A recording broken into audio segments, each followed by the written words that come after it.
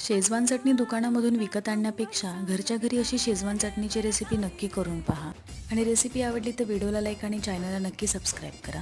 सर्वात आधी 100 ग्रॅम बेडगी मिरची घेऊन एका भांड्यामध्ये ॲड करून त्यामध्ये गरम पाणी टाकून 2 तास भिजत ठेवायचे आहे. 2 तासानंतरून यामधल्या मिरच्या काढून मिक्सरला अशा प्रकारे बारीक करून घ्यायच्या आहेत. त्यानंतर गॅसवर पॅन ठेवून त्यामध्ये अर्धी वाटी तेल ॲड करून बारीक चिरलेली 1 वाटी लसूण ॲड करायचा आहे. त्यानंतर अर्धी वाटी बारीक चिरलेलं अद्रक ॲड करायचं आहे. कोथिंबीरचे बारीक चिरून घेतलेले देठ टाकायचे आहे. हे सर्व हलकंसं फ्राय झाल्यानंतर मिक्सरला बारीक करून घेतलेली मिरची ॲड करून घेऊया.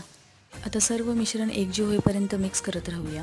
त्यानंतर यावर 1 मिनिट झाकण ठेवायचं आहे. 1 मिनिट झाल्यावर झाकण काढल्यानंतरून यामध्ये 4 चमचे टोमॅटो सॉस ॲड करायचा आहे. 2 चमचे रेड चिली सॉस, 2 चमचे सोया सॉस, 2 चमचे विनेगर, चवीनुसार मीठ, 1 चमचा साखर ॲड केल्यानंतर सर्व मिश्रण तेल सुटेपर्यंत फ्राय करायचं आहे. अशा प्रकारे शेजवान चटणी तयार आहे. डिटेलमध्ये रेसिपी मोनिकाज किचन यूट्यूब